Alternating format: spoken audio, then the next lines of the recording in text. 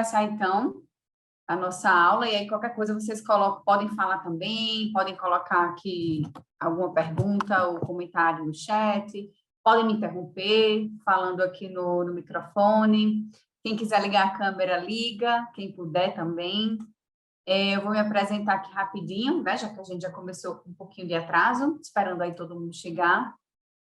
Mas eu vou me apresentar aqui rapidamente. Não sei quem de vocês estava na aula da semana passada, né, que a professora Bárbara ministrou sobre resenha, fichamento, resumo, mas o nosso tema de hoje é outro, é um tema que às vezes pode ser complexo, né, dependendo aí do nível de envolvimento que vocês tenham com essa temática, né, com essas regras da ABNT, e eu acho que é um dos temas que mais dão medo, né, no estudante, no pesquisador, enfim, porque eu acho que é algo que a gente não adquire do dia para a noite, da noite para o dia, na verdade, né? É um trabalho contínuo de muita prática, de muita adaptação aí de textos acadêmicos para que algumas dessas regras já sejam incorporadas assim meio que no automático, né? Então, eu vou tentar hoje, e é um desafio, tá? Que me colocaram, passar um pouquinho das regras da ABNT sem muita sofrência, né? A ABNT sem sofrência,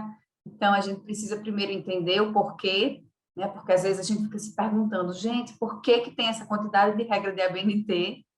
Se é muito mais fácil a gente escrever do jeito que a gente entende aquele texto, citar do jeito que a gente queira citar, enfim, por que que existe tanto detalhe, né? Então, e vocês não são os únicos a se perguntar sobre isso. Eu também me pergunto muito, e falando agora um pouquinho de mim, me chamo Renata, eu estou coordenando a graduação de Publicidade e Propaganda no IDP, e em termos de pesquisa, eu sou jornalista e sou publicitária, né, graduada nos dois cursos, fiz mestrado e doutorado em comunicação, né, em estudos da mídia. Então, eu já tenho aí um longo caminho percorrido com a ABNT, né, que é uma relação meio que de amor e ódio, mas eu digo que hoje eu amo o método, eu amo metodologia, porque eu acho que é complicado para a gente captar de primeira, mas uma vez que a gente consegue entender, aí a coisa anda com mais facilidade, tá? Então, falei um pouquinho de mim, não vou me estender tanto falando de mim, porque eu acho que o foco do encontro hoje é a nossa conversa, né, o nosso diálogo, e eu queria só, vocês não precisam falar, mas só colocar aqui do lado, no chat, que curso vocês estão fazendo, né? Se é uma graduação, eu sei que tem algumas pessoas da pós que se inscreveram também nas oficinas. Claro que todas essas oficinas, né? A gente criou esse programa pensando nos alunos que estão começando a graduação agora, né? Porque muitos deles se deparam com fichamento, resumo, não sabem nem o que é. Então, a gente tenta, assim, ser o mais didático possível, mas eu sei que essas são dificuldades que perpassam a nossa vida inteira, né? Tanto a graduação, quanto uma pós-graduação, lato estricto, né? Um mestrado, um doutorado e por aí vai. Mas que bom, aqui tem uma pessoa, Tânia do mestrado, Melissa do jornalismo. Melissa é Mel do segundo semestre agora de jornalismo? Não, é do primeiro semestre. Ah, que tem uma Mel também na outra turma, né? Que bom, Ah, então. eu acho que eu sei quem é. É, temos aqui uma graduação em turismo. E aí vocês vão colocando aqui, claro que a BNT ela vai ter umas especificidades maior, por exemplo, para quem é do direito, né, que às vezes cita muito jurisdição, cita muito legislação no trabalho. Então tem umas regrinhas específicas para isso, mas eu acho que aqui hoje a gente vai ver essas regras de maneira bem geral. Assim, acho que vocês vão conseguir entender o fio da meada do porquê que existe esse danado dessa BNT para atrapalhar a nossa vida, né? A Stephanie, eu lembro que você estava aqui no encontro passado, né? Falando com o Babi sobre fichamento, sobre resenha, enfim. Mas vamos lá, que bom, gente, olha só, mestrado, aí, Tânia, depois você me diz em que área é o seu mestrado, mas jornalismo, turismo, história, olha só, então a gente tem aqui uma turma bem recheada. Mas vamos lá, para a danada da ABNT, graduação em Direito também, ó, um 4º curso, então aqui a turma tá boa. Mas vamos lá, vou compartilhar aqui minha tela e lembrando, gente, eu vou aproveitar e ir falando e compartilhando, porque tem muito a ver uma coisa com a outra. Lembrando aqui que essa oficina de ABNT hoje é a primeira parte, né? Uma parte mais introdutória, que eu vou explicar um pouco para vocês sobre por que existe a ABNT, quais são as principais regras, né? Quais são aquelas regras que às vezes estão um pouquinho no nosso calo, mas são as que a gente mais usa, como de citação, de referência, de formatação de um trabalho. Então, hoje é uma parte realmente mais introdutória, que eu vou falar um pouco, explicar, né, esse contexto aí da ABNT, e aí na próxima semana a gente faz uma parte prática.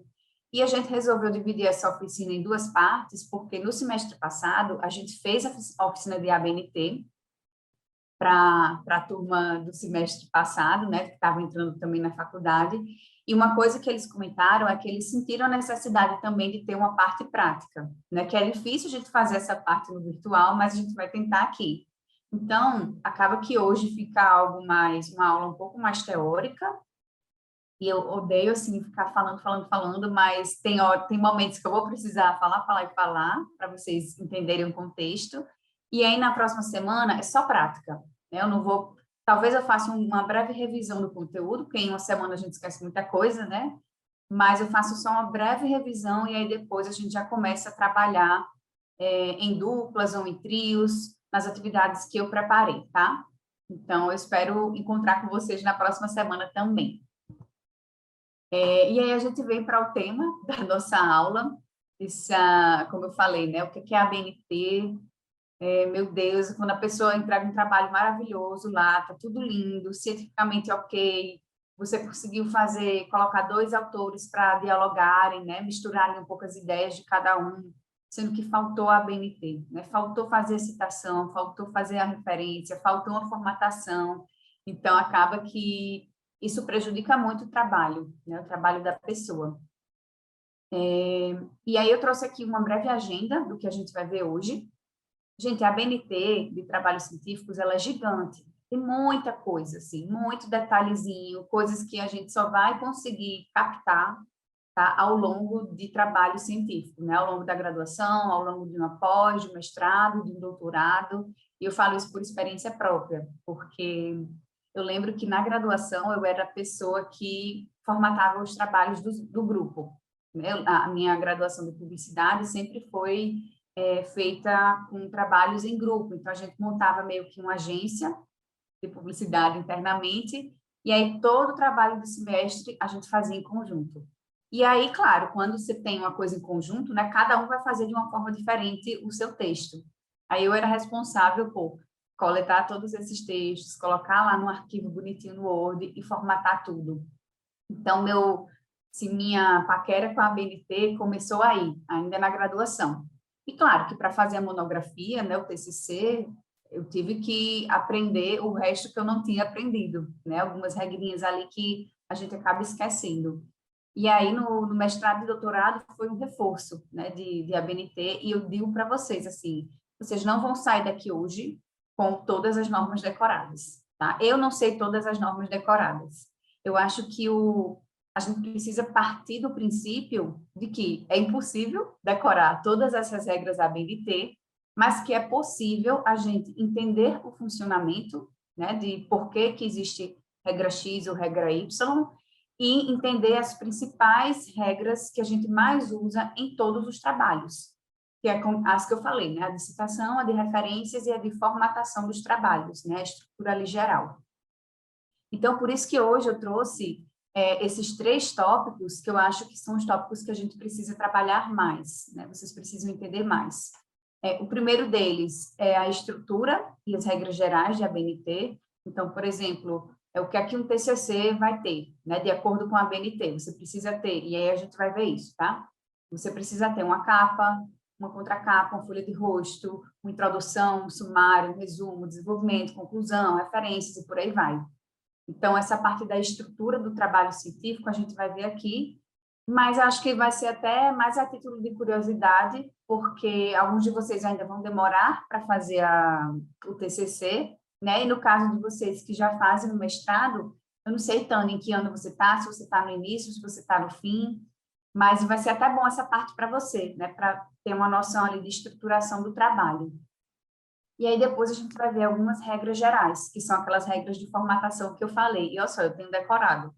Times New Roman ou Arial, tamanho 12, margens superior, inferior, de tal tamanho, esquerda, direita, de tal tamanho, cor da fonte sempre preta, espaçamento e meio, e por aí vai, nessas regrinhas assim de formatação do texto de maneira geral. E aí depois eu vou passar com vocês algumas regras de citações, que eu acho que é uma regra assim que os alunos mais têm dificuldade, e aí eu falo alunos de graduação e alunos de pós também, até porque durante a faculdade, às vezes, a gente vai empurrando um trabalho ou outro com a barriga, né? Então, acaba que essas regras, assim, mais chatinhas de ABNT, a gente vai meio que deixando passar, né? Então, citações é uma regra que é muito importante para o trabalho científico como um todo. E as referências, né? Que é aquela lista de referências bibliográficas que vocês encontram lá nos finais dos trabalhos, e aí você vê, caramba, aquela pessoa pesquisou todas essas referências para escrever esse texto, né? Então, existem regras também específicas para aquelas referências. Depois eu vou dar algumas dicas para vocês e a parte da atividade ela vai ficar para a aula seguinte, tá bom? E aí, claro, eu vou ver se, com o pessoal de eventos, se eles conseguem enviar para o e-mail de vocês, eu acredito que sim, que eu já fiz isso outras vezes, algumas regras e alguns arquivos que eu acho que podem ajudar, né? Então, eu lembro que eu ficava doida, assim, com os arquivos ABNT, porque cada trechinho desse, ó, ABNT, NBR 14724/2011, tem um arquivo para isso, tem um PDF para isso. Aí tem outro PDF para o de citações, outro PDF para o de referências. Então, eu ficava assim, meio, meu Deus do céu, não vou conseguir juntar todos os PDFs que falam de absolutamente todas as regras, porque tem vários aqui, como eu falei, eu trouxe só os principais. E aí eu descobri um manual que é escrito por umas professoras lá da UFBA, que tem meio que o resumão de tudo. Então, às vezes, eu deixo essas regras específicas um pouco de lado, nesses materiais específicos de lado, e eu recorro a esse manual geral dessas professoras, né? Que eu acho que para mim foi muito útil, então pode ser para vocês também.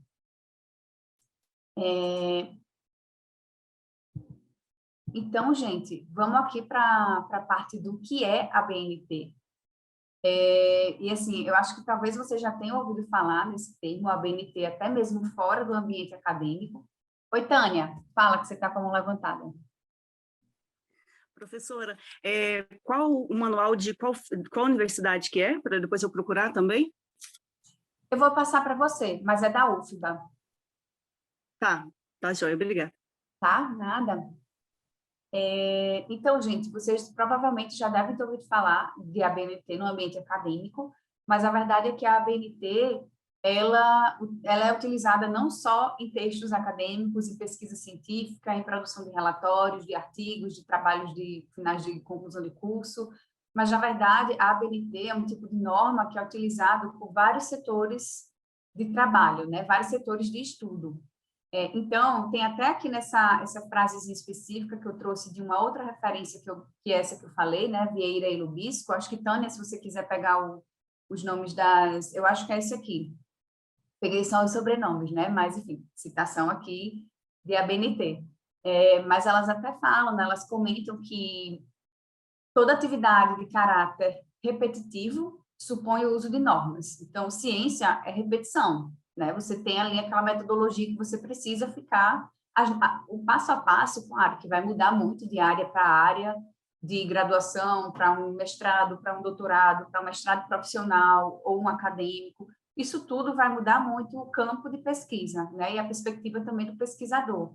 Mas, de maneira geral, os passos são os mesmos, né? Você precisa ali escolher o seu tema de pesquisa, sobre o que você vai escrever. Você precisa escolher um problema de pesquisa, né? O que é que você quer responder fazendo essa pesquisa? Que curiosidade intelectual que você tem? Você precisa definir o seu estado da arte, que já é uma coisa que a gente vai ver mais para frente, não nesse curso, mas, enfim, durante aí a graduação e após também.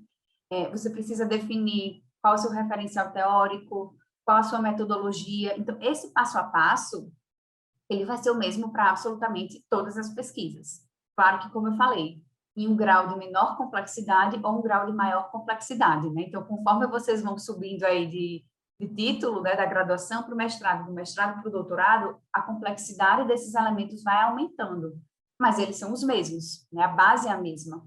Então, toda atividade humana de caráter repetitivo supõe o uso de normas, que visam a simplificar procedimentos, melhorar comunicação e, no caso do setor produtivo, garantir maior economia de recursos, prestar segurança à vida, imprimir qualidade a produtos, bens, serviços, além de facilitar o intercâmbio de modo geral. No Brasil, a normalização é uma prática usual nas áreas odonto, médico hospitalar, de mineração, transporte, petroquímica, agricultura, etc., etc. Então, não sei se vocês vão lembrar disso, mas a gente agora de 1 ano e meio, até mais, até de pandemia, fala-se muito de máscaras, né? Aquelas máscaras, e eu lembro que a gente ficou na dúvida no início que usava máscara de pano, aí depois percebeu-se que não era tão eficiente, aí a gente foi mudando, né, o tipo de máscara. Mas, não sei se vocês, assim, vão lembrar, vão recordar desse discurso, que às vezes a máscara ela precisa ter uma certa característica para ela ser mais eficiente, precisa ter uma certa característica ali para que ela seja o ideal, né, para proteção. Então, muitas vezes, essa normalização, né, essas características, elas são ditadas pela Associação Brasileira de Normas Técnicas, né, que é a ABNT. E eu estou falando aqui em âmbito do Brasil, né, mas existem outras regras no mundo inteiro, né? Então, quando a gente fala pesquisa científica no Brasil, a gente fala de ABNT. Quando a gente fala, por exemplo, pesquisa científica na Europa, eles já usam um outro tipo de norma, que é a APA.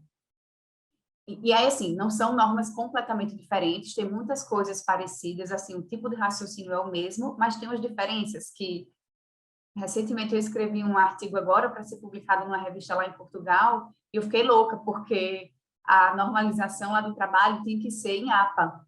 E aí eu tive que, assim, trocar a chavinha, né? Porque eu estava muito acostumada com a BNT, e aí eu tive que aprender outras coisas de APA. Então, imagine aí a loucura, assim. Mas aqui no Brasil é sempre a BNT, para absolutamente tudo. E aí teve uma coisa que eu achei interessante, que ele fala aqui, eu já vou dar uma dica da minha próxima pergunta, nessa quarta linha aqui desse segundo parágrafo. Facilitar o intercâmbio de modo geral, facilitar a troca de modo geral. E aí, gente, por que a ABNT é tão importante? Eu vou parar aqui de compartilhar e vou mostrar para vocês 2 arquivos que eu selecionei aqui para vocês dizerem qual deles você acha mais agradável de ler à primeira vista, né? Claro que a gente vai ler tudo, mas vocês vão me dizer. O primeiro é este aqui. Está passando aí para vocês?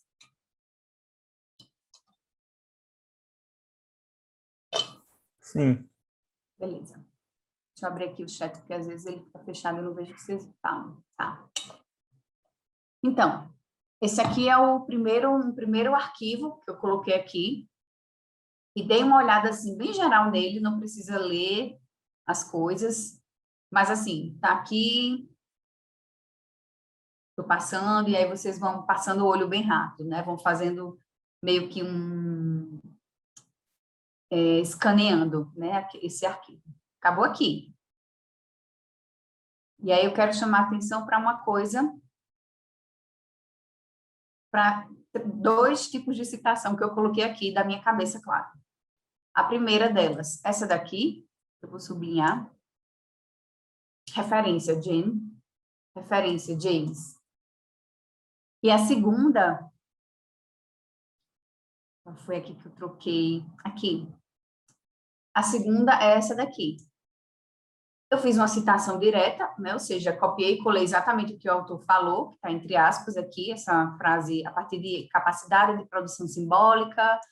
E aí, gente, um parêntese aqui, vocês vão ver que muitos textos que eu mostro aqui para vocês são da minha tese, inclusive, porque eu estudei o uso de redes sociais por crianças, tá? Então, por isso que vocês vão ver muita palavra crianças aí no meio, sociologia da infância, enfim, só para dar essa explicação rápida. Mas, então, eu usei essa citação direta aqui, tá bom? E coloquei depois a minha referência da citação, né? Eu tenho que dizer de onde eu tirei isso aqui. Aí eu escrevi assim, cópia fiel do texto de Manuel Sarmento e Manuel Pinto, na página 20, livro de 1997, tá? Não vou falar mais nada. Então, vocês viram esse primeiro arquivo. E aí, será que se eu trocar aqui, vocês conseguem ver? Trocou aí para vocês? Não. Então, eu tenho que parar.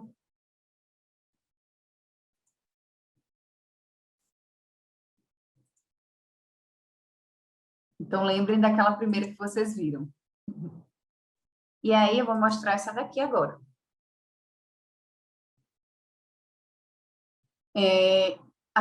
Aquele primeiro texto não estava formatado, esse está 100% formatado, tá?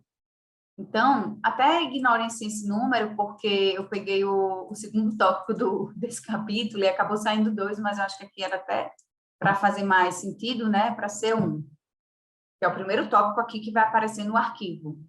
Então, tá aqui, ó, um texto formatado, tá? Qual foi o mais agradável, assim, de ver? Esse segundo formatado ou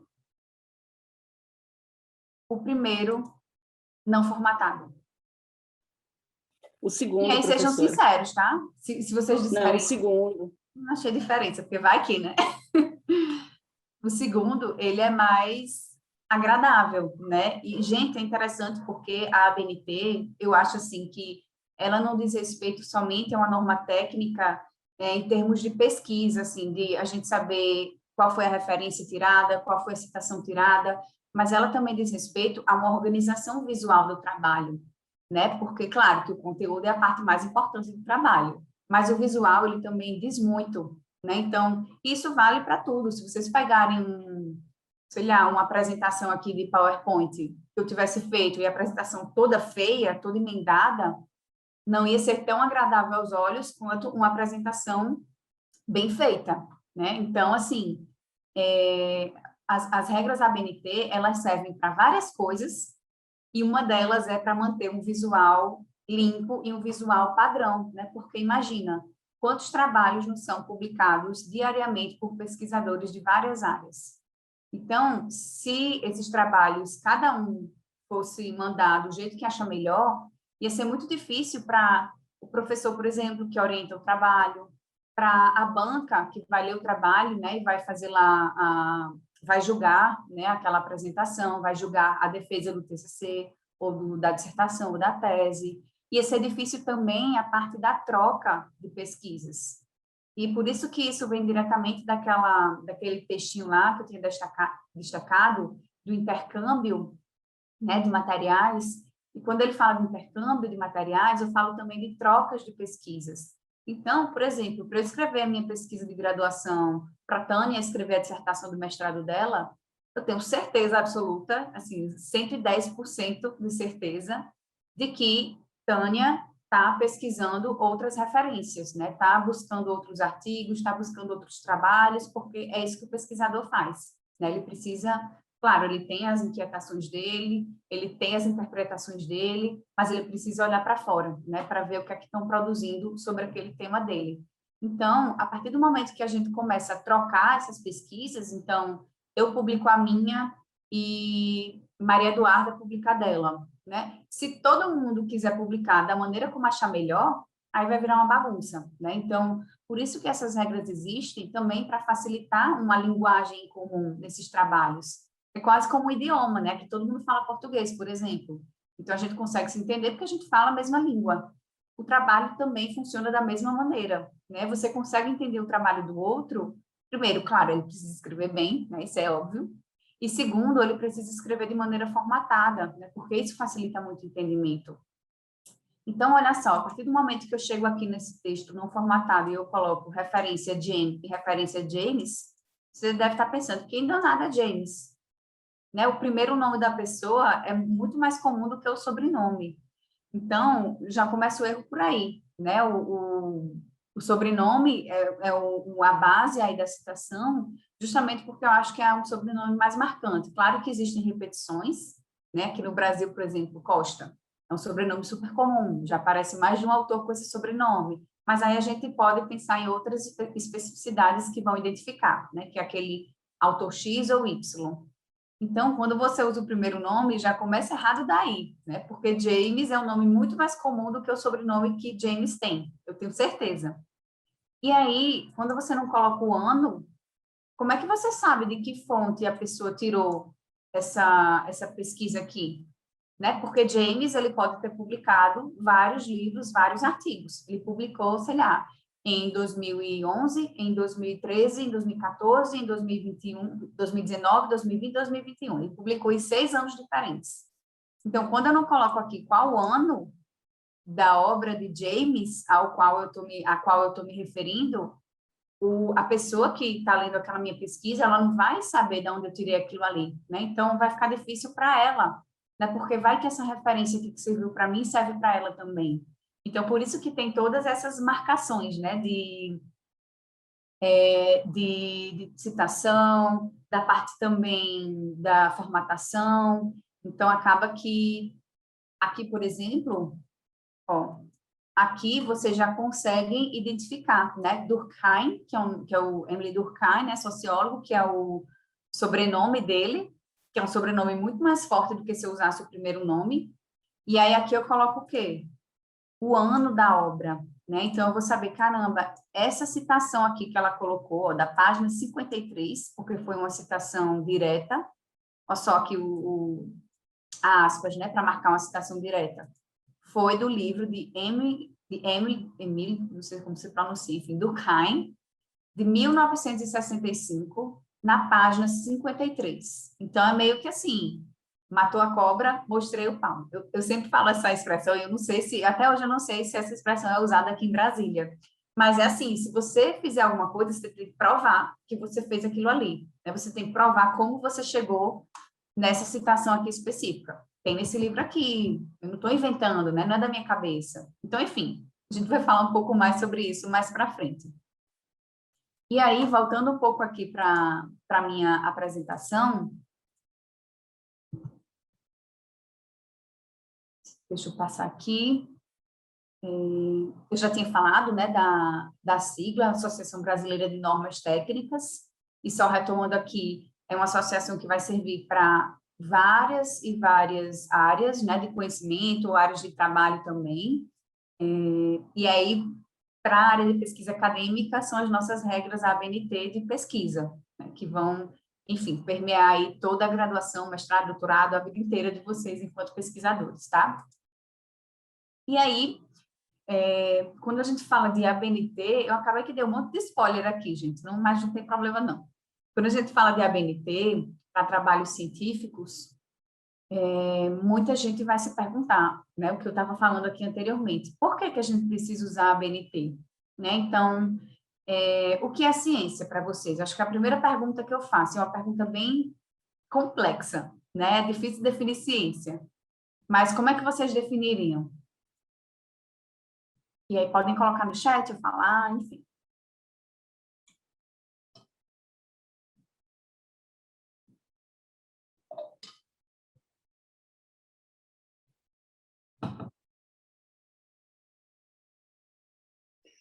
Professora, boa noite, meu nome é Gabriela. Oi, Gabi. Eu tenho a sensação, assim, de saber o que é, mas não saber como explicar o que é. Aí é isso, aí pega nessa pergunta, eu não sei como que eu explico. Eu acho que não existe uma explicação só, né, porque é mais complexo do que a gente pode pensar, mas eu acho que eu definiria a ciência como conhecimento comprovado, né, um conhecimento que é comprovado por métodos científicos, né, porque às vezes você tem outro tipo de conhecimento que você consegue comprovar de outras maneiras. Mas, enfim, ciência é o conhecimento comprovado por métodos científicos. Então, a gente tem, por exemplo, o conhecimento que é advindo do senso comum, né? Então, sei lá, a gente diz aqui, vou dar um exemplo bem besta. Brasília tá muito quente, tá muito seco e Então, isso significa que talvez esteja chegando perto de um momento de chuva, que infelizmente ainda não está, mas enfim. Às vezes a gente tem, não sei se você já tem isso, assim, tá muito nublado, tá muito abafado, não, tá sem vento, então é porque vai chover. Né? Lá em Natal a gente tem muito isso, porque é uma cidade litorânea, que é onde eu morava, né? É uma cidade litorânea que venta muito. Então, quando a gente sabe que chega aquele momento que está abafado, que não venta nada, aí a gente pensa, caramba, acho que vai chover, né? Pode não chover hoje, mas já vai chover daqui a alguns dias, ou vai dar uma neblina, ou enfim. Então, isso é um senso comum total, né? Porque, claro, que tem a meteorologia, né, que vai usar métodos científicos, vai usar lá os observadores que ele tem, as máquinas e tudo, para identificar se vai chover ou não. Mas esse meu discurso que eu falei, né, de tá muito abafado, eu acho que vai chover, eu acho, né, é um senso comum total, né, algo que a gente foi observando de pouco a pouco. A gente tem também, por exemplo, conhecimento filosófico, né, como é que você vai provar o conhecimento filosófico? Não se prova, né, um conhecimento que vai muito de raciocínio, vai muito de diálogo, mas é difícil você provar. Conhecimento religioso também, né, claro que existem pessoas que vão ter suas crenças, que vão acreditar em religião A, em religião B, e eu não estou desmerecendo aqui nenhuma, nem minimizando, nem menosprezando, de jeito nenhum, gente. Mas, assim, muda muito de pessoa para pessoa, né? Não é uma coisa tão exata, não é uma coisa tão absoluta. Então, a ciência, ela acaba que é como se ela não deixasse espaço para nenhuma dúvida, né? Porque você consegue lhe mostrar. Claro que existe um tipo de ciência das áreas das ciências exatas, por exemplo, ciências médicas. Elas são um pouco mais precisas porque você está lidando ali com cálculo, com número, que é uma coisa muito mais fechada do que ciências sociais e humanas, que é a nossa área aqui, né? Que é a área da história, da comunicação, do direito, do turismo, né? Então, por mais que a gente, e eu falo sempre isso assim para os meus alunos, por mais que você esteja fazendo pesquisa científica na área da comunicação, do direito, tal, o direito eu acho que talvez seja até um pouco mais, porque tem as questões da lei, né? Mas até as leis são subjetivas, claro. Então, assim, por mais que a gente esteja fazendo pesquisa, a gente acaba que existe uma subjetividade do pesquisador, né? Existe uma interpretação por parte do pesquisador. Então, eu, por exemplo, quando eu fiz a minha pesquisa de doutorado, eu entrevistei, fiz grupo focal com crianças. Gravei todos os grupos focais, transcrevi tudo aquilo que eu tinha escrito, que eu tinha ouvido, e fui fazer lá minha análise de conteúdo, né? Então, minha análise de conteúdo vai muito da minha interpretação, né? O que é que eu acho que a criança quis dizer a partir daquilo ali, né? Então, vai muito da interpretação do pesquisador, mas, claro, né, que eu acho aquilo com certo embasamento. Eu li antes pesquisa bibliográfica, eu estudei muito o tema, e eu não estou falando aquilo do nada, né? Porque, eu acho que a criança disse isso, é isso. Não. Tem pesquisas que indicam que esse caminho, ele pode ser seguido, né? Então, por isso que, assim, por mais subjetivo, interpretativo que a ciência humana e a ciência social ela pode ser, mas existe um método, né? Existe aquela metodologia ali para você conseguir comprovar aquilo ali e para que outra pessoa consiga replicar a sua pesquisa, né? Então, ciência, ela também é um tipo de conhecimento que pode ser replicado. Então, claro que pela subjetividade, uma pesquisa pode ter uma conclusão um pouco diferente da outra, mas se eu desse aqui o meu trabalho para vocês, né, eu disse, gente, façam exatamente isso, façam esse grupo focal com essas crianças aqui numa sala de aula, transcrevam, utilizem o método de análise X ou Y ou Z, e aí me digam o que vocês acharam. Provavelmente vocês achariam coisas muito parecidas com a minha pesquisa, né, com os meus achados. Então, ciência também é isso, né?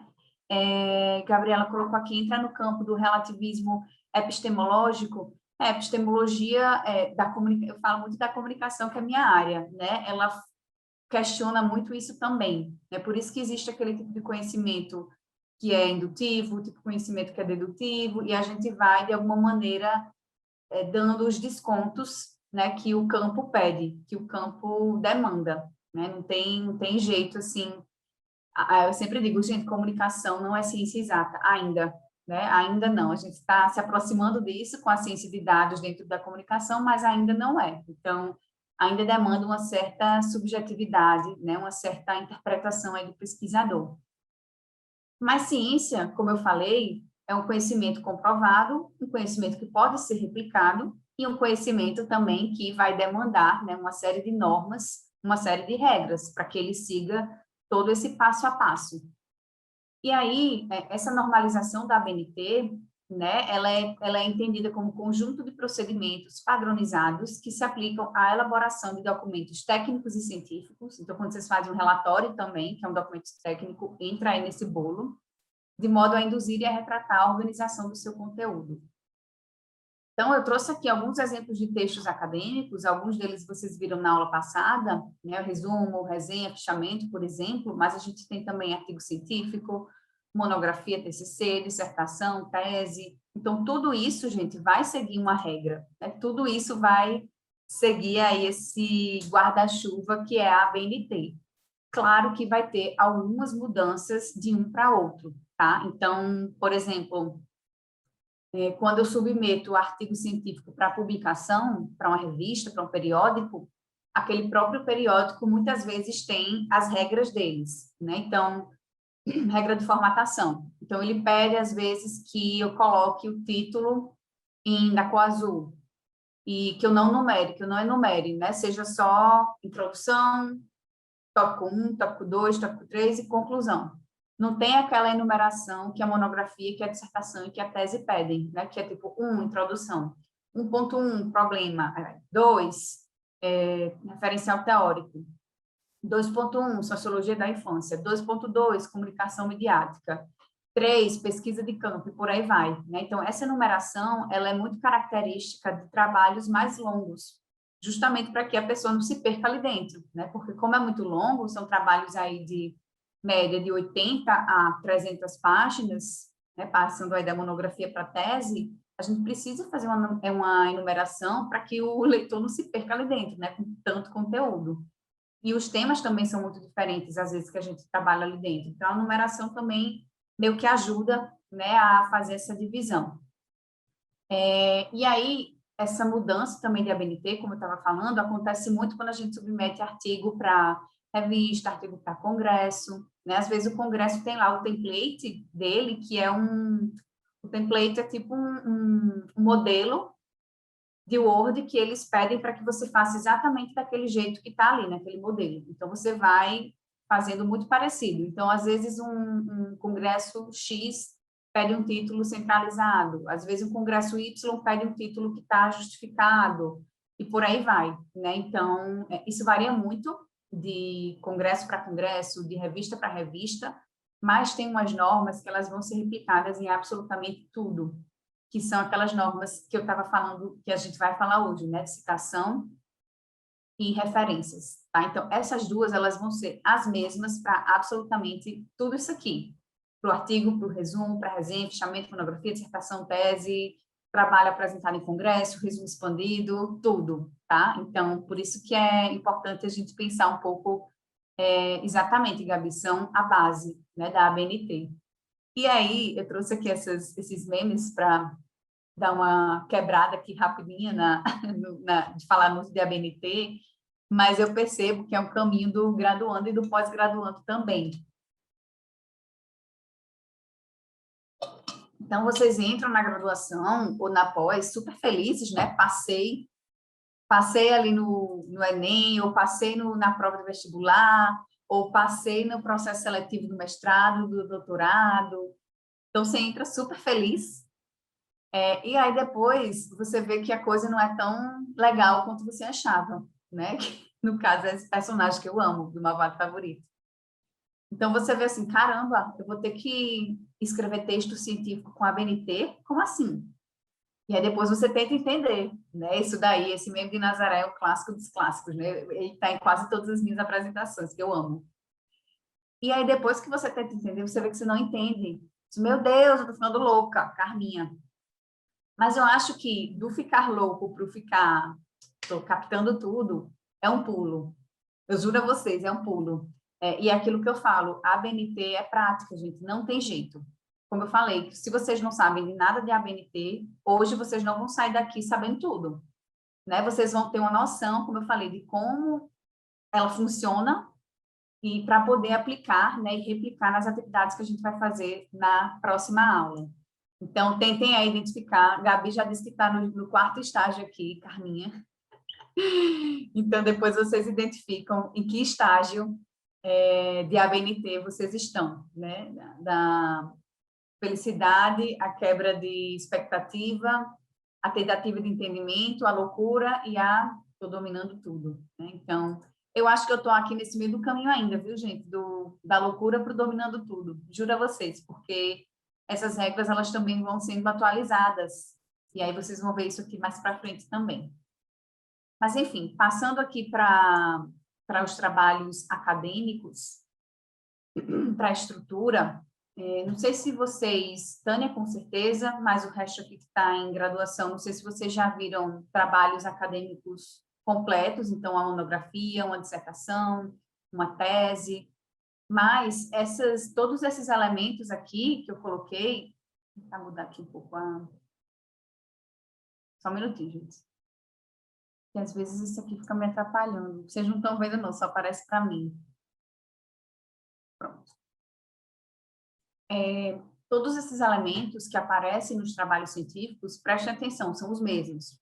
Então, todo trabalho científico tem uma capa, tem uma folha de rosto, tem um resumo, tem um sumário, tem a introdução, desenvolvimento, conclusão e as referências, né? Isso aqui que eu falei, esses itens que estão com asterisco, são os itens obrigatórios para qualquer tipo de trabalho, do TCC até a tese de doutorado, tá?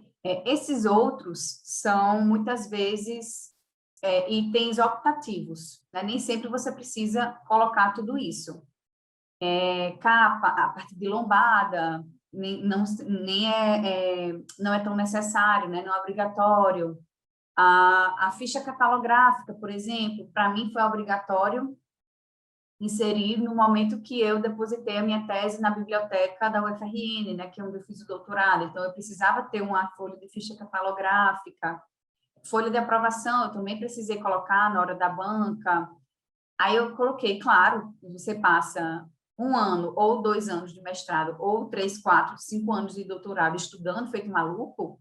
Então, claro que eu aproveito essa parte de dedicatória, agradecimento. Então, eu me sinto uma autora, né? E aí, que é o que a gente é, né? O pesquisador, ele também é autor daquele trabalho.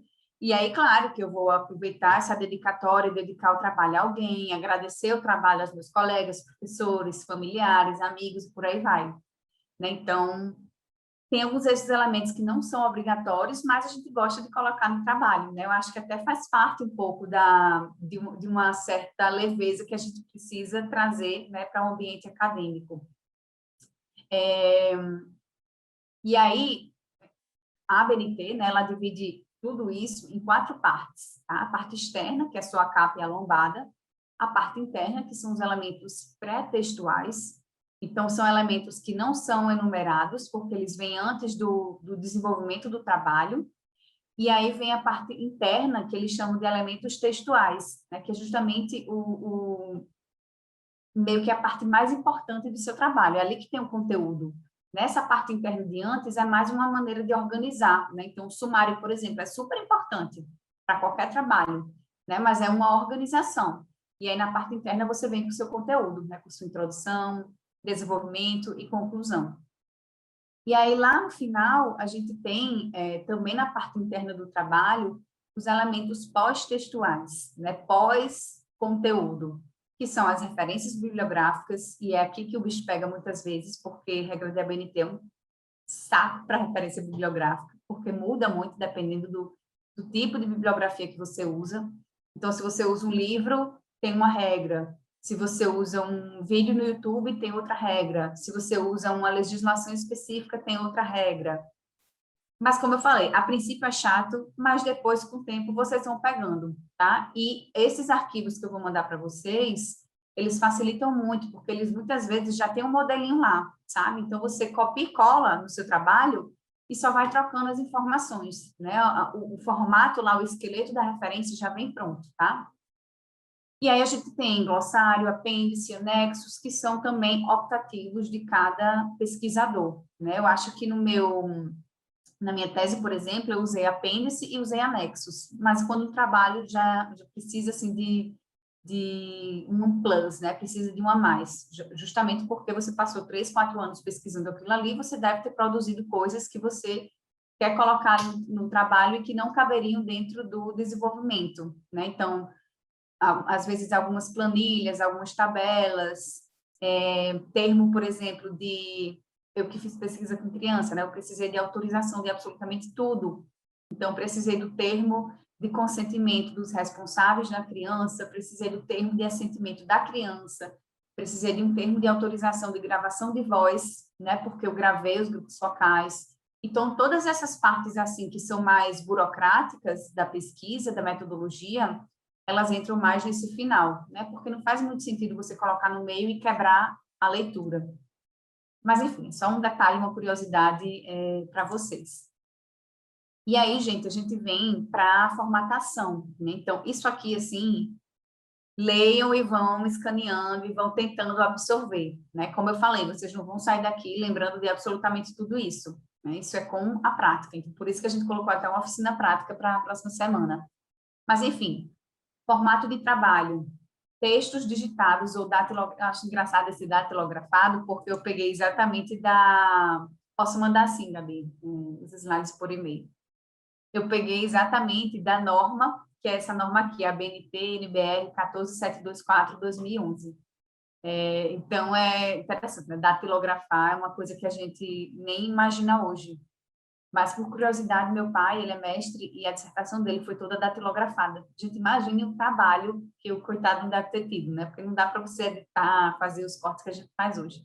Enfim, um grande parêntese aqui que eu abri. Mas até hoje eu fico assim, meu Deus, eu não sei, eu acho que eu desistiria se fosse para datilografar. Mas talvez as pessoas daqui a 50 anos, né, pensem a mesma coisa da gente, usando computadores, talvez eles façam no ar, enfim. Deixar espaço aí aberto para a imaginação.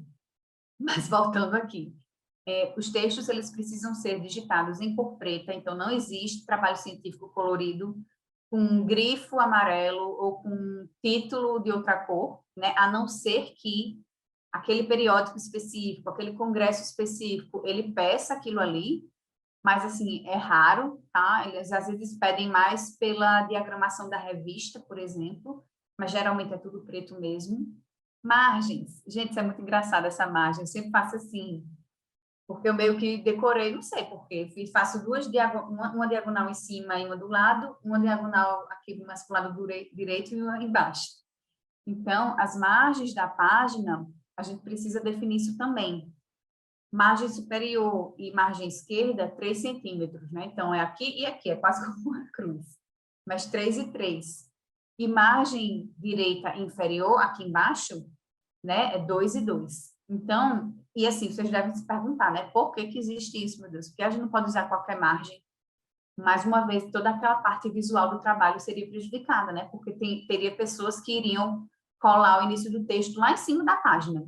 E se a gente fosse imprimir, a impressora ia cortar o texto, né? Porque existe uma margem ali de sangria, né? Para tinta. Ou então teria gente que começaria lá na metade da página. Então, assim, colocar essas normas pode parecer uma coisa chata, mas existe um motivo para isso, né?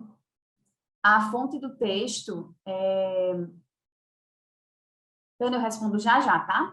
A fonte do texto, tamanho 12, sempre.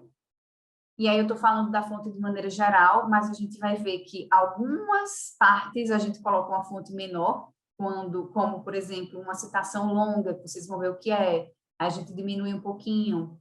A nota de rodapé diminui também um pouco. Então, tem essas particularidades, mas de maneira geral, tamanho 12. E o último tópico que eu acabei de falar, né? Fonte das citações longas, legendas das ilustrações e tabelas, acho que saiu uma ilustração aqui, o corpo é menor, né? Não é 12, às vezes é 10, às vezes é 11. Então, existe essa particularidade. O espaçamento do texto, 1,5 entre linhas, e mais uma vez isso é feito pelo visual do trabalho e também pela quantidade de páginas, né? Então, às vezes eu digo para os meus alunos, gente, me apresentem um trabalho, um e-mail entre linhas de 2 páginas. E aí, o que é que os alunos fazem muitas vezes, né? Eles usam um espaçamento diferente, eles usam um espaçamento entre linhas 2, por exemplo, que é maior, para chegar lá nas 2 páginas mais rápido, né? Aluno é bicho ruim, vocês sabem, eu já fui também e já fiz dessas.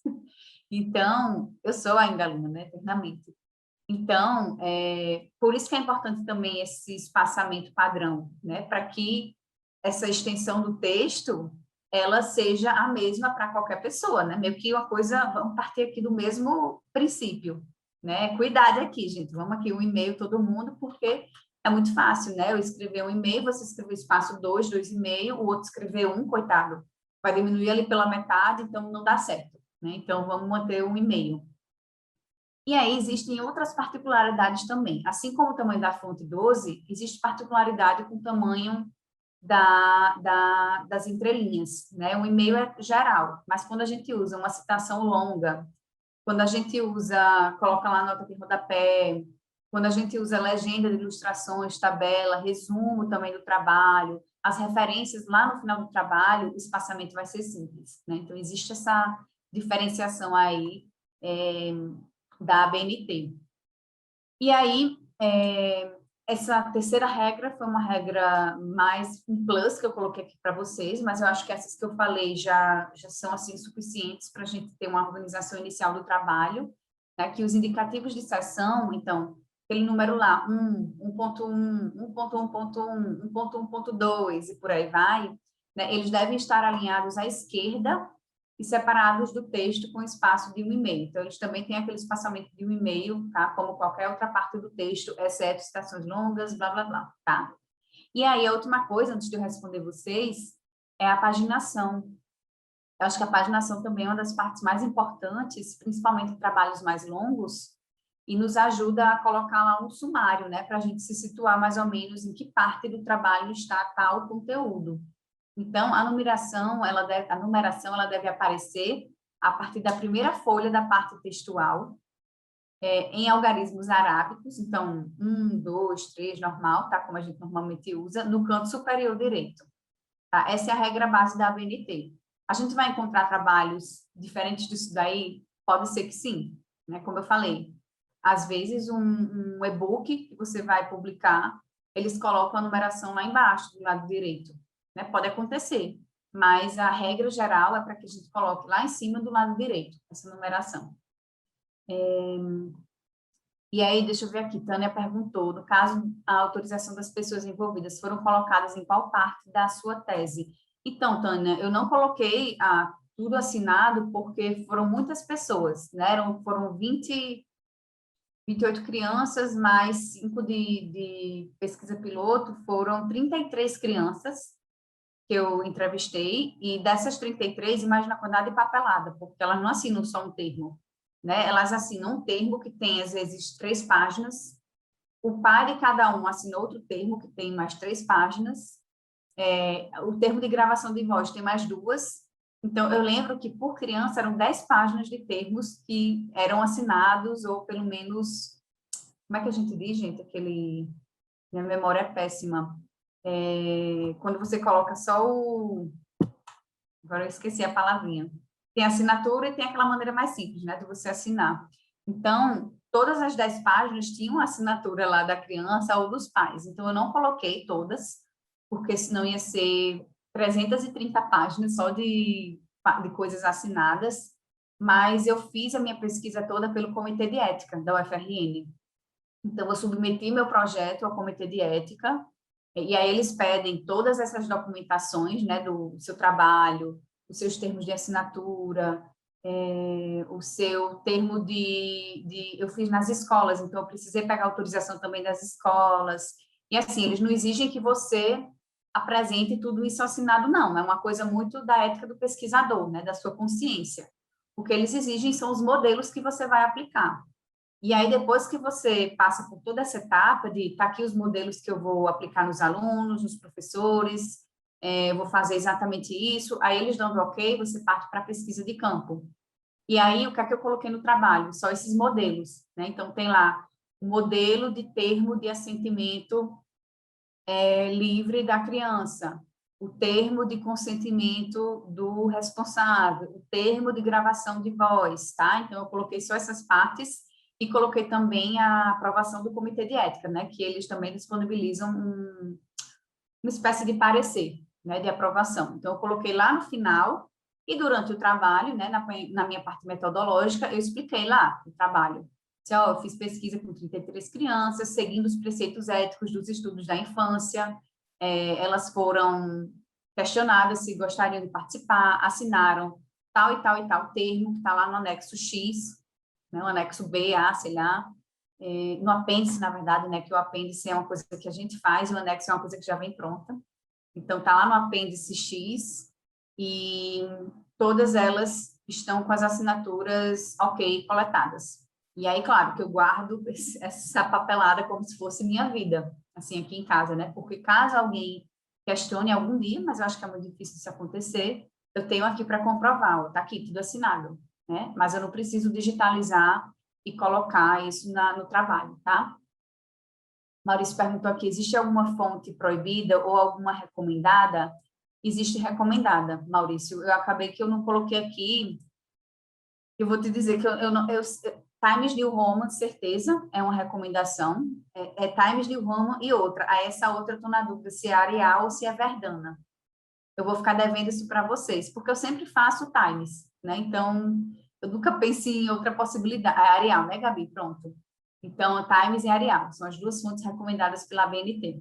Em tamanho 12, blá, blá, blá.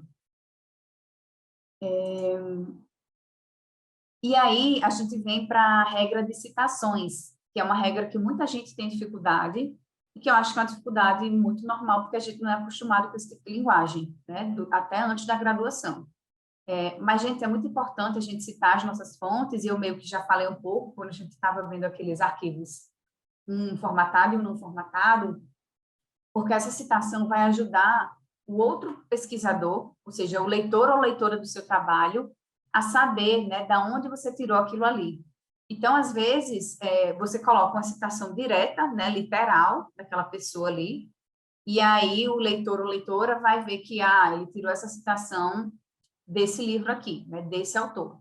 Ou, às vezes, a gente coloca uma citação indireta, né, ou seja, a gente não precisa dizer exatamente, com aspas lá, de forma literal, o que o autor ou a autora X falou.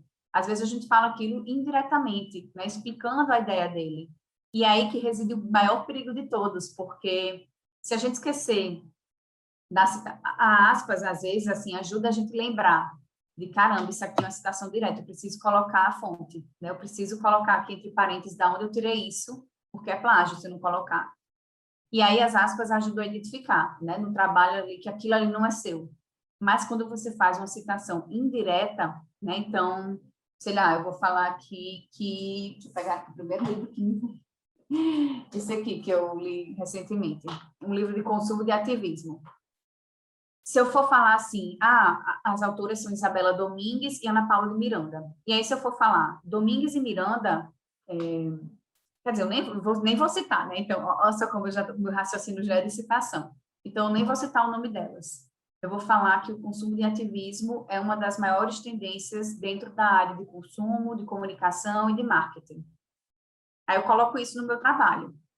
Não é uma citação literal, tá? É uma ideia que eu tirei lendo esse livro aqui. E aí, se eu não colocar a citação, aquilo ali, de alguma maneira, vai ser plágio, né? Porque não é uma ideia minha. Não é algo que eu tirei da minha cabeça, não é uma conclusão do meu trabalho, é uma conclusão do trabalho de Isabela Domingues e de Ana Paula de Miranda. E quando você faz uma citação indireta, você não tem as aspas para identificar, assim, quando você bate o olho no texto, às vezes você está fazendo uma revisão do texto, né, por exemplo, então você vai lendo assim rapidamente para saber se está tudo ok, as aspas te ajudam a identificar, eita, aqui tem uma citação, então eu preciso colocar a referência. Mas quando você não usa aspas, quando você usa uma citação indireta, se você esqueceu de colocar naquele momento que você escreveu a fonte, aí é muito mais fácil você deixar passar batido. Então, isso caracteriza plágio, né? Então, é super perigoso, super antiético. Então, por isso que essa parte dessas referências aqui, elas são tão importantes, né? Então, Citar, para quem não sabe aqui, é mencionar uma informação extraída de outra fonte. Seja uma informação literal, então vou pegar aqui a primeira coisa aqui desse negócio. Pronto, peguei um capítulo. Eu posso colocar aqui, entre aspas, no contemporâneo, essa classificação tem, na luta pelos direitos sociais, o seu status quo e, no ativismo, o símbolo desejado por marcas para evitar haters e conquistar lovers. E aí, peguei uma citação muito longa, mas enfim. Então, eu posso citar diretamente no meu trabalho o que elas falaram, ou, como eu falei, eu posso fazer uma citação indireta. Eu posso mencionar uma informação que foi extraída dessa fonte, mas sem utilizar a citação, né, literal, sem parafrasear. E aí, como eu falei, existem esses dois tipos de citação mais conhecidos, o indireta e o direta. E existe também, gente, a citação de citação. E aí a gente vai ver aqui como é que a gente menciona cada uma dentro do trabalho. Mais uma vez, usei trechos aqui da minha tese, tá? Essa letra A, né, o primeiro parágrafo, eu usei uma citação indireta. Então, vocês não vão ver aí nada escrito entre aspas. Sendo que tudo que está escrito aí, eu não tirei da minha cabeça, né? São coisas que eu li a partir dessas fontes. Então, eu coloco assim: a construção social da infância é marcada pelos princípios da negatividade, da exclusão, do anonimato e de tendências tanto marginalizadoras quanto paternalistas. Isso tudo eu consegui ler, eu consegui pensar, né, a partir da leitura desse livro de Buckingham, da leitura do artigo de Cordeiro e Coelho, da leitura do artigo de Kirchtrup, não sei como se pronuncia, e do artigo de Sarmento, tá? Então, às vezes, você pode colocar vários autores dentro do parêntese, porque esses princípios aí, por exemplo, o princípio da negatividade, quem fala muito sobre isso é o Buckingham. Princípio da exclusão, quem fala muito sobre isso é Cordeiro e Coelho. Princípio do anonimato, Kirchtrup. E por aí vai. Então, às vezes, você quer fazer uma frase mais contínua, né? Você não quer ficar pausando negatividade, citação, exclusão, citação. Então, você pode fazer isso, tá? Você pode juntar aqui vários autores dentro de um parêntese só e que eles juntos falaram o que você falou anteriormente, né? A sua citação é indireta. E por aí vai, tá? E aí, prestem atenção que todas essas citações elas seguem uma lógica muito parecida, tá? Então, na citação indireta, você tem sobrenome e ano, sobrenome e ano, sobrenome e ano, né? Então, é aquilo que eu falei. O sobrenome é mais fácil de você identificar. Por exemplo, o nome de Buckingham é David. Então, imagina se eu colocasse David. Tem 50 mil Davids nos Estados Unidos e na Inglaterra, né? Então, Buckingham ajuda a identificar logo que é daquele autor. Isso também tem a ver com a lista de referências, que vocês vão ver mais para frente, tá? Então, você coloca essas citações e isso caracteriza uma citação indireta, né? Porque não há aí as aspas, tá bom? A de baixo, ela tem uma citação direta, né? Então, vocês prestem atenção que eu coloco aqui para Durkheim, enquanto o educador mantém a criança submetida à sua influência, ela fica, abre aspas, por condição natural, em estado de passividade, a consciência não contém ainda senão um pequeno número e pá, tá? Então, tudo isso que eu coloquei aqui entre aspas não foi uma coisa que eu falei, foi uma coisa que Durkheim falou. E aí aqui reside a diferença, gente, entre uma citação direta e uma citação indireta, tá? A citação indireta, eu não preciso colocar a página de onde eu tirei aquilo. Muitas vezes porque a ideia que eu tirei é do livro inteiro, né? Então, aquilo que eu falei lá do consumo de ativismo como uma tendência, né, para a comunicação de marcas, para o marketing das empresas. Então, isso que eu falei tem no livro inteiro, né? Eu consegui chegar a essa conclusão lendo tudo. Então, é difícil de eu identificar uma página onde eu li isso, né? Então, não precisa colocar a página quando a citação é indireta, mas quando ela é direta, aí você coloca, né? Justamente porque você copiou e colou aquilo ali que aquela pessoa falou. Então, você copiou e colou, você copiou de alguma página, né? Então, a gente coloca aqui página 53, que foi a página de onde eu tirei essa citação. E aí a gente vem para aquela terceira modalidade de citação, que vou ficar aqui de olho na hora para não passar, que é a citação de citação. Essa daí é difícil. Mas o que é que acontece? Talvez já tenha acontecido com alguns de vocês. Deixa eu abrir aqui de novo o chat, que eu não estou vendo. Pronto. Às vezes, eu estou lendo aqui esse livro do consumo de ativismo e as autoras citaram alguém. Deixa eu pegar aqui um exemplo. Cadê esse povo? Não vai citar ninguém aqui. Pronto. Tem um momento aqui do livro que elas vão falar assim. Deixa eu começar aqui. Kevin Roberts, que é o CEO mundial da Saatchi & Saatchi e autor do livro Love Marks, defende que o amor é um fato essencial para uma boa relação entre público e empresa. E aí ela coloca o Roberts, né, que é o sobrenome, vírgula 2005. Então, o que elas fizeram aqui foi uma citação indireta. Né? Elas não copiaram e colaram o que ele falou, mas deram a conclusão aí do livro dele. E aí, vai que eu estou lendo esse livro aqui delas, e eu gostei muito disso aqui que eu li. Mas isso que eu li não foi elas que falaram, foi o cara que elas citaram que falou. Né? Então, isso é citação de citação. Então, como é que ocorre a citação de citação? E aqui vocês vão entender. Né? Aqui eu coloquei, por exemplo, uma citação direta, e pode ser direta ou indireta nesse caso. Então, eu coloquei uma citação direta.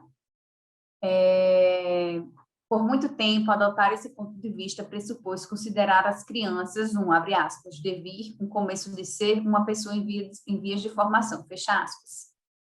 Essa frase aqui, gente, quem falou foi esses dois autores aqui, Bisson, meu francês é péssimo, e Durkheim, no livro deles de 1911, tá?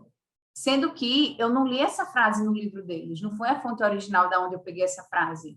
Eu peguei essa frase nesse artigo aí que Sirota escreveu, né? Um artigo publicado em 2001, e foi exatamente na página 9 que eu peguei essa citação.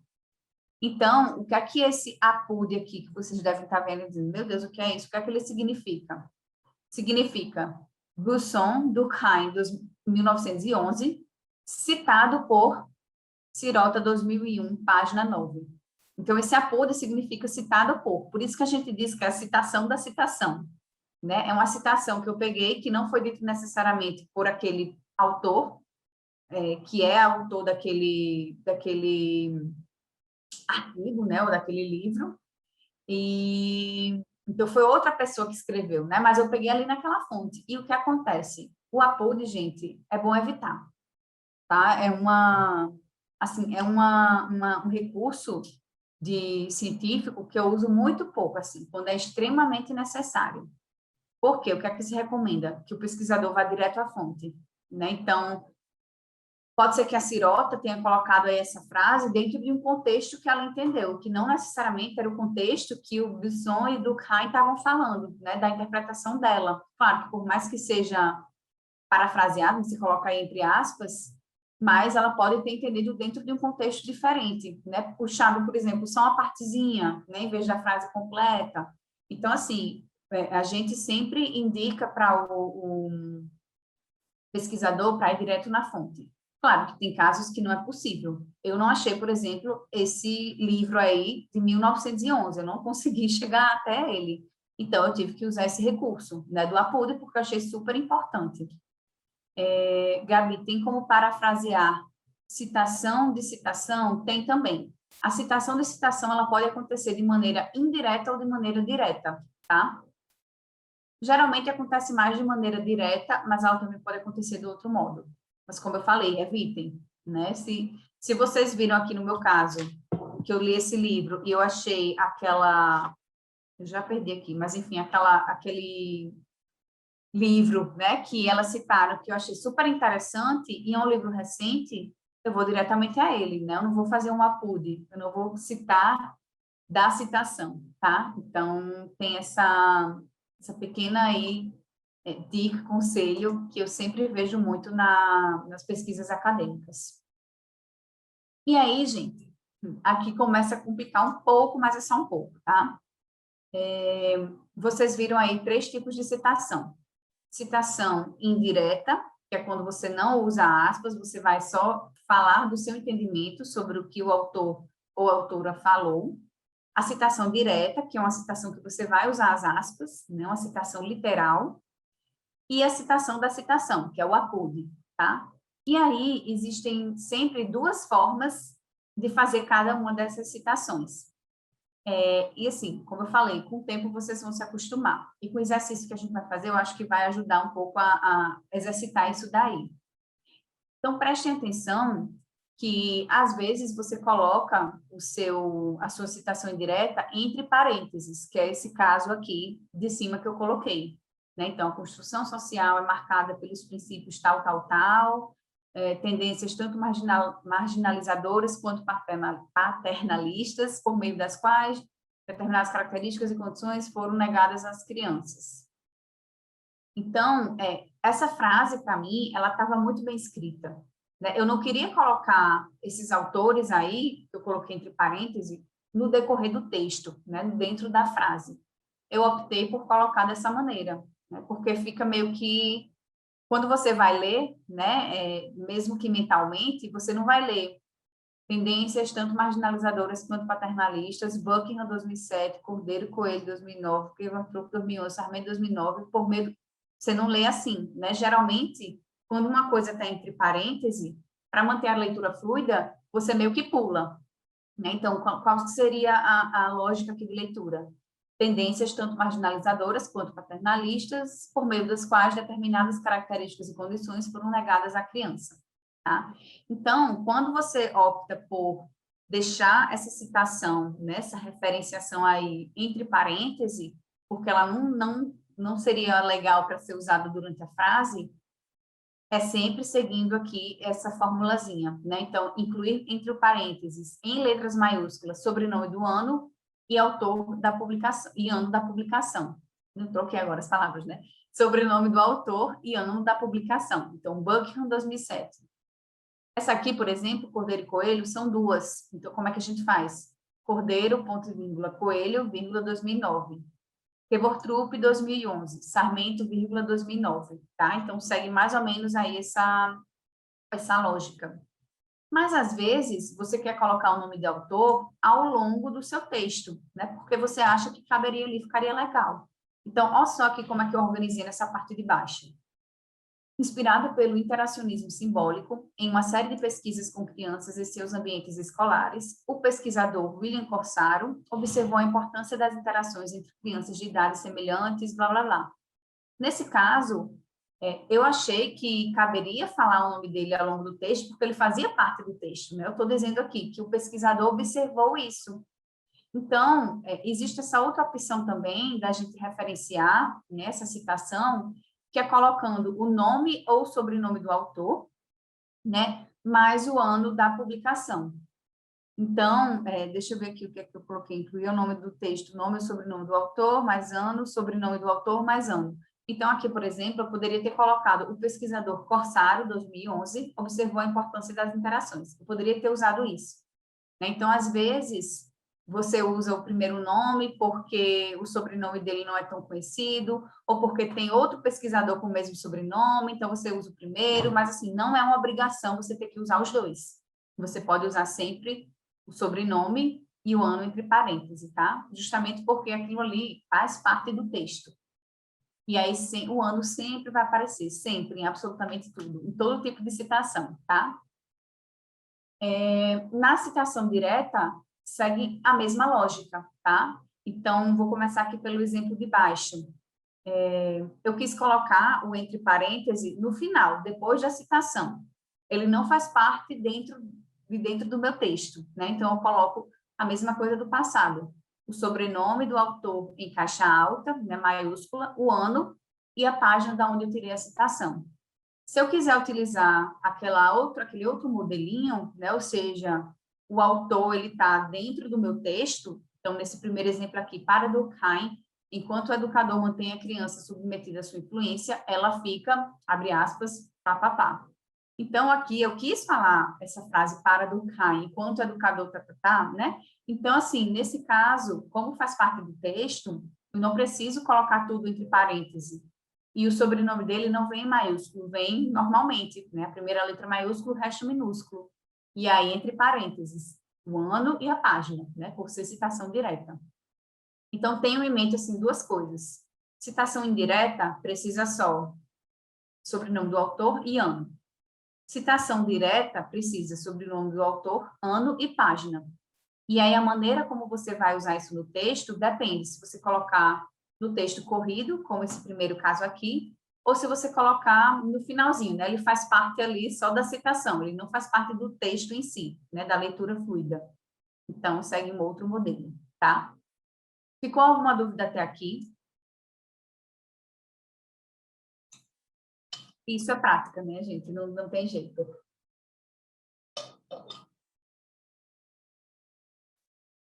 E aí, eu juro a você que essa é uma das últimas peculiaridades do trabalho. Lembra que eu falei que o trabalho todo é fonte, né? Arial, Times New Roman, 12, espaçamento 1,5, e que algumas coisinhas mudam, como citação longa, né? Então, o que é citação longa? São citações que têm mais de 3 linhas, né? Então, se, por exemplo, se eu começo, se isso aqui fosse uma citação, tá? Abre aspas, nesse entendimento, até a forma que está na terceira linha, né? Então, nesse entendimento, tanto a visibilização das crianças enquanto sujeitos, no decorrer da modernidade, com a introdução das TICs em ambientes privados e públicos, podem ser vistos como fatores que vêm alterando significativamente a forma. Se fosse só isso daí, ele entraria normalmente dentro do texto, como a gente estava vendo anteriormente, tá? Mas, quando no caso de citações que tem mais de 3 linhas, ela fica muito grande para colocar no meio do parágrafo. Então, o que é que a gente faz?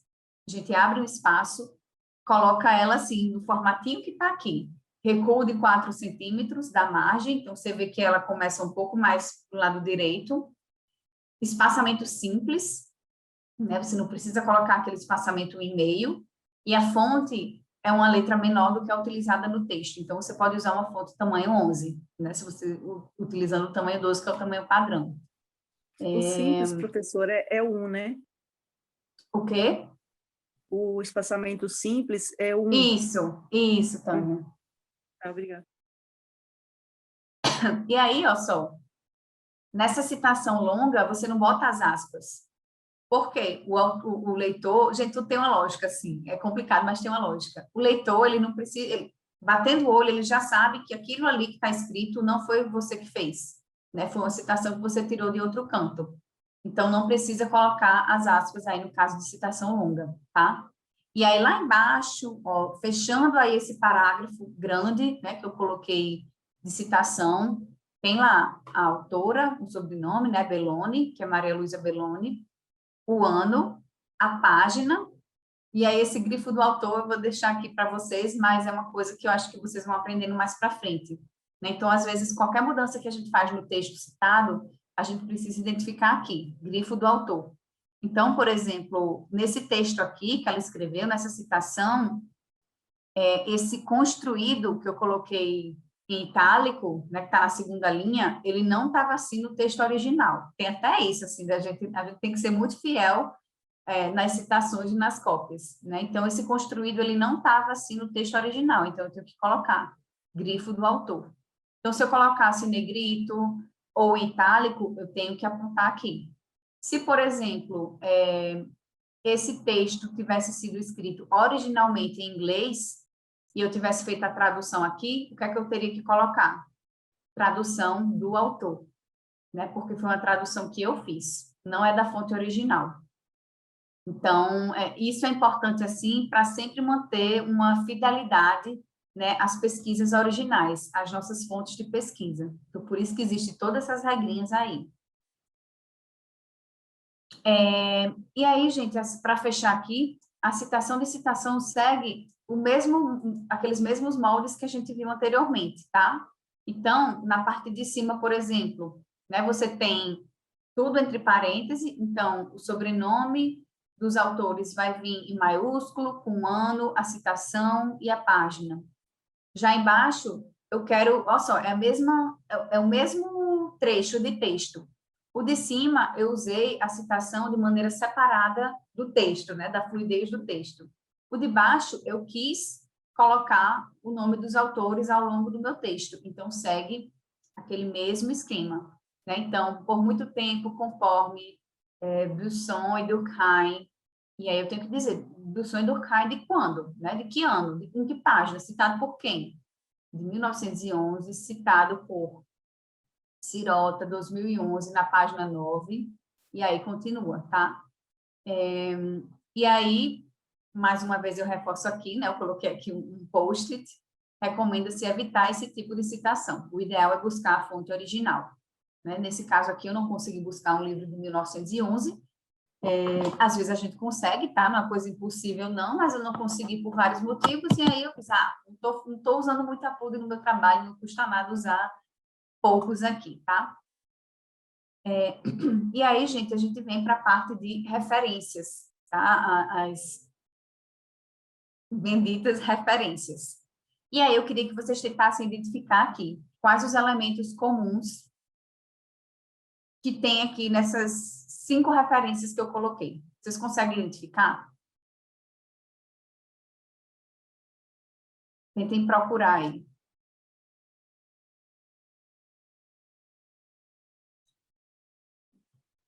Pode repetir, por favor, professora? Não entendi.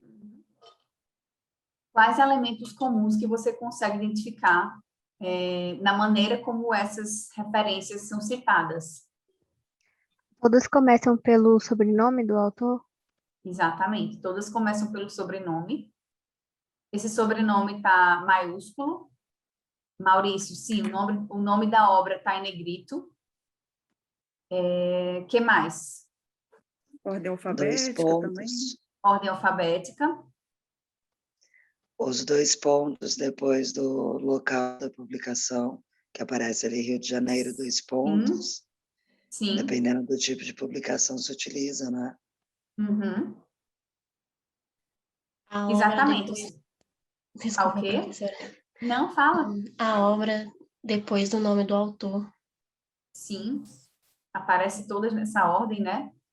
Então, gente, por isso que eu digo assim, claro que referências é sempre difícil da gente organizar, e existem softwares para isso. Acho que eu posso deixar essas dicas para a próxima aula, para a gente não atrasar muito aqui hoje, não passar muito do horário. Mas, de maneira geral, existe uma ordem lógica, né? Primeiro, a lista tem que aparecer em ordem alfabética, porque senão a gente fica maluco, né? Digamos que referências de tese, dissertação, são às vezes 15 páginas de referências. Imagina só, se fosse tudo em ordem sem ser alfabética, as pessoas ficar doida, né, para achar. Então, segue a ordem alfabética. O sobrenome do autor sempre, sempre, sempre vai aparecer primeiro, em letra maiúscula, e isso ajuda muito quando a gente está lendo o texto, tá? Então, quando a gente está lendo o texto, que tem uma referência lá dentro do texto, uma citação que eu usei, por exemplo, de Braga, aqui, essa terceira referência. Às vezes, eu olho aquela citação, eu estou lendo, sou leitora, tá? Eu não sou a pesquisadora que escreveu. Então, eu, como leitora, estou lendo e vi que a pesquisadora, dona da pesquisa, ela citou uma referência e colocou Braga lá, entre parênteses, Braga, 2010. Aí, imediatamente, eu às vezes fico muito curiosa, né? E já quero saber que referência é aquela. Porque, às vezes, aquilo ali é muito interessante para a minha pesquisa, né? Eu fico pensando, caramba, eu tenho certeza que esse texto aqui, dessa Braga que foi citado, vai fazer parte da minha pesquisa, do meu trabalho.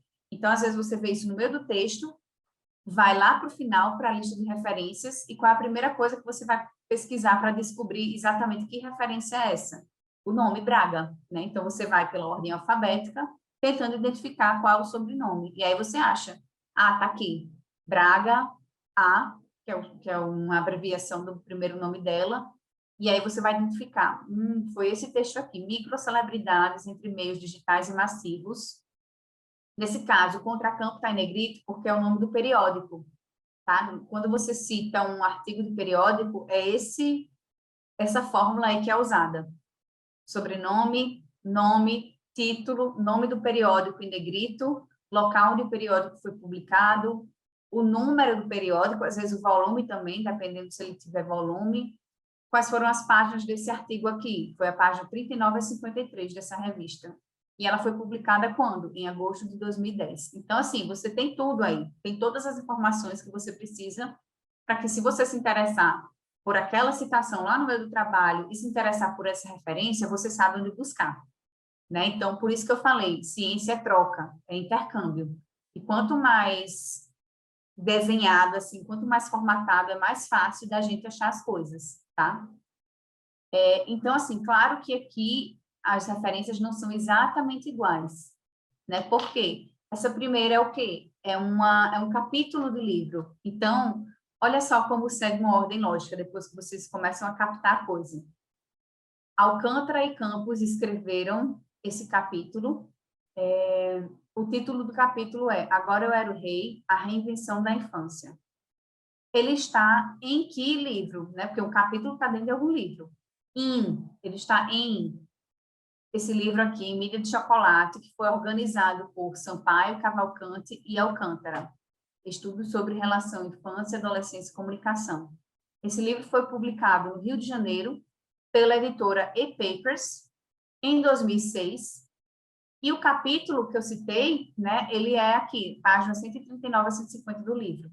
Então, assim, às vezes é chato a gente colocar isso tudo como uma referência, mas faz sentido, né, para depois, quando a gente precisar procurar essas referências que a gente coloca.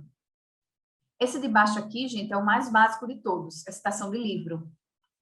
Nome do autor, da autora, né, sobrenome e nome abreviado. O título do livro, Grupos Focais, o local onde foi publicado, a editora e o ano. Né? Então, esse é o mais simples que tem, é o primeiro que a gente decora. Né? Os outros a gente vai adaptando.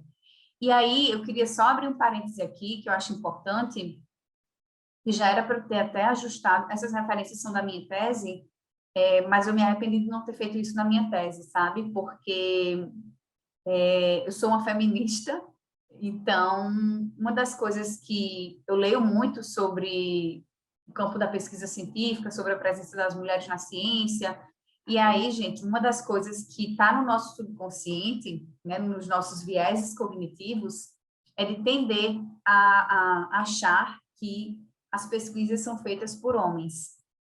E isso, sim, pode ser que alguns de vocês pensem diferente, tá? Mas é uma coisa comprovada na pesquisa toda.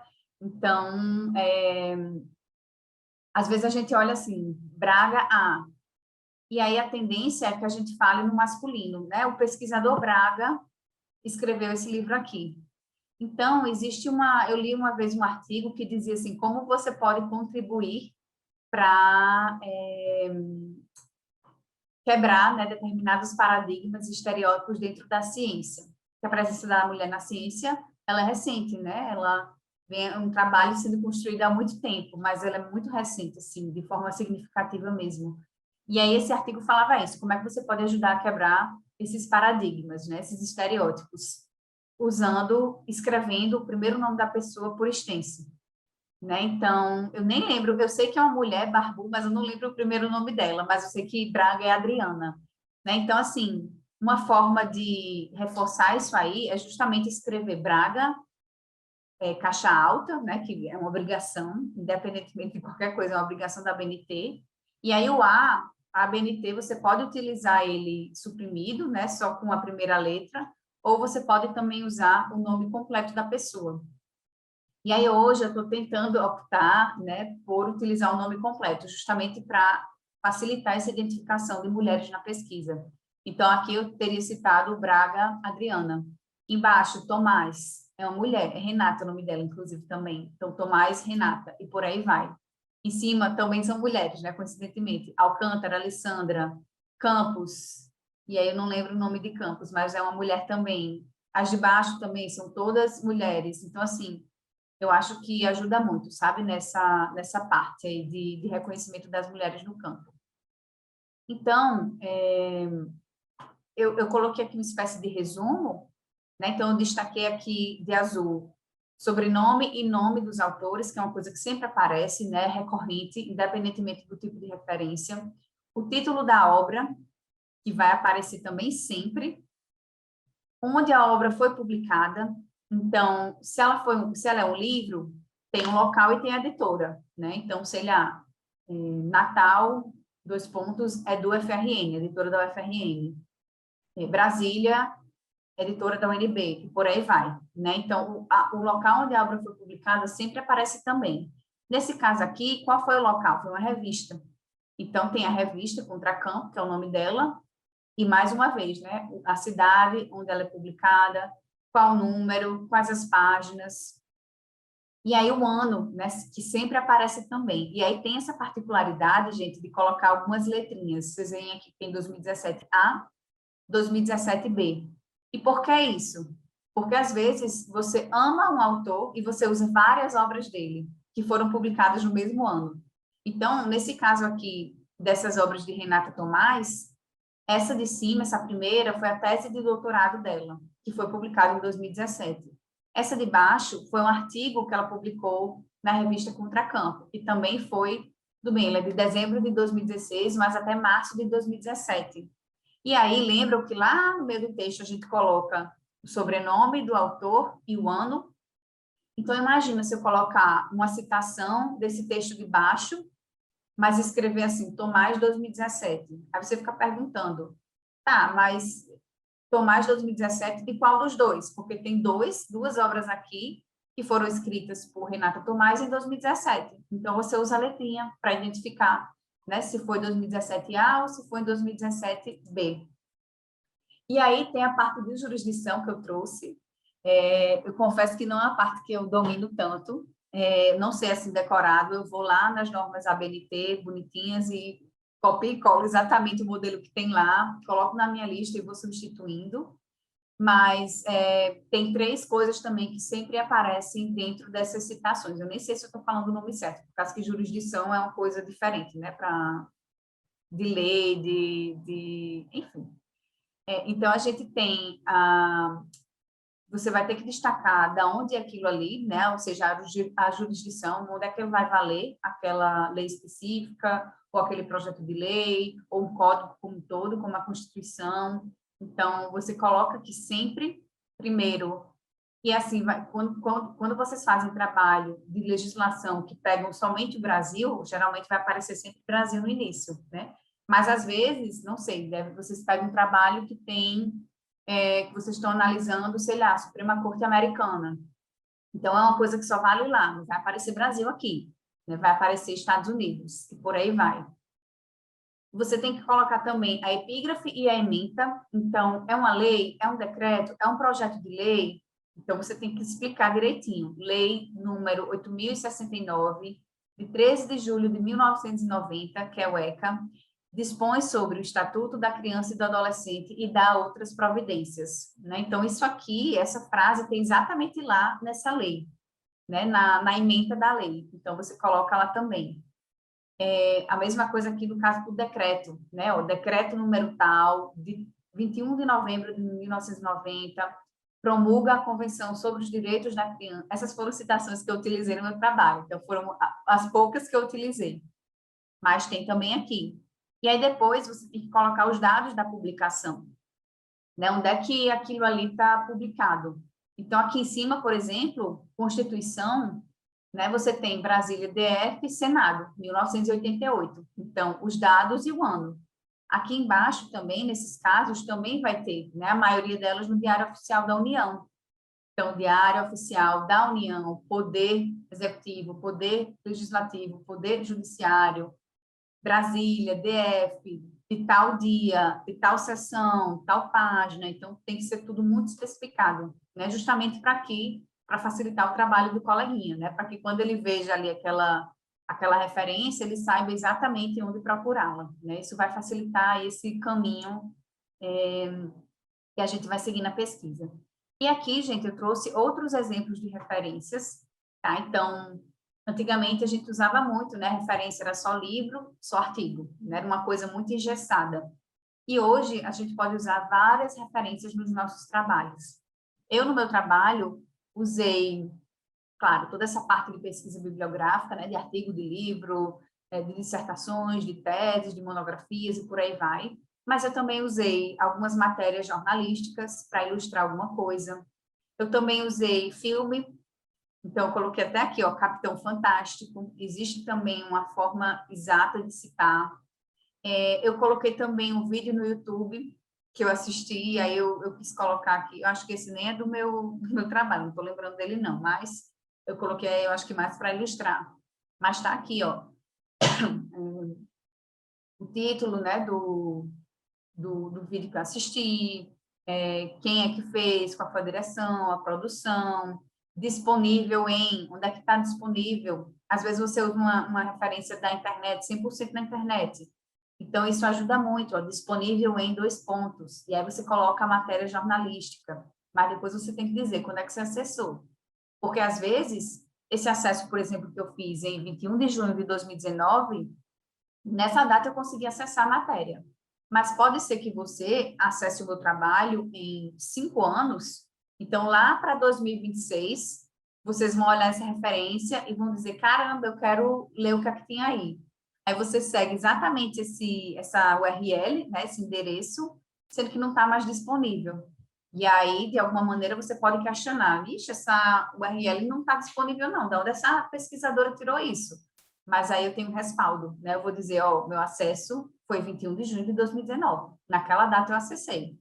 Se hoje não está disponível, o problema não é meu, né? Então, assim, tem esse respaldo também da gente sempre dizer quando é que a gente acessou aquele determinado link, né? Porque diferente de documento, o link ele pode sumir, ele pode ser despublicado da internet, né? Retirado do ar. Então, tem tudo assim, todos esses detalhes que vão contar bastante na hora de fazer referências, tá? E aí, gente, eu trouxe aqui algumas dicas, mas eu vou parar a aula por aqui, mas dá para a gente continuar na próxima aula sem problemas nenhum, porque essa parte é mais uma parte prática mesmo, de escrever o texto e não deixar para o final, utilizar algumas ferramentas, e aí eu posso trazer para vocês na próxima aula algumas dicas de ferramentas. Esse Mendeley é um software que vai automatizar essa lista de referências bibliográficas. Confesso que eu nunca usei, eu fiz no manual mesmo, loucura. Mas, enfim, eu acho que hoje, com cada vez mais facilidade, né, da gente organizar o nosso trabalho, quanto mais a gente souber desses aplicativos, desses softwares, melhor, tá? Camila, a próxima aula vai ser na próxima quarta-feira, nesse mesmo horário, né, das 7 às 8h40. Hoje eu passei 10 minutinhos, mas comecei também 10 minutinhos depois. Desculpa, gente, passar o horário. Sei que todo mundo aqui tem hora, tem compromisso, tá um dia cansativo, mas enfim, acaba que esse assunto pede, né, muito tempo. Camila, eu acho que o link é outro, mas de qualquer forma vocês vão receber no e-mail. É outro, professora, tem que entrar lá no sistema para fazer o cadastro. Vocês não receberam pelo e-mail, não? Sim, porque assim, é naquela agenda do IDP, né? Sim.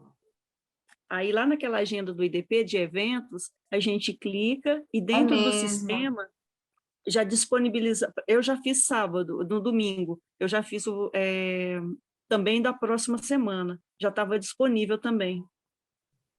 Mas tem que entrar lá dentro do sistema. Achei que semestre passado a gente fez uma inscrição só para todas as oficinas. Aí nesse a gente resolveu fazer uma inscrição por oficina. Então, se vocês não se inscreveram na oficina da próxima semana, é exatamente isso que Tânia falou, tem que fazer o mesmo processo, né? Então, entra lá no link de eventos, tem lá a oficina ABNT dia 29/9, 7 às 8h40, e aí vocês também se inscrevem lá, porque uns minutinhos antes vocês recebem o link.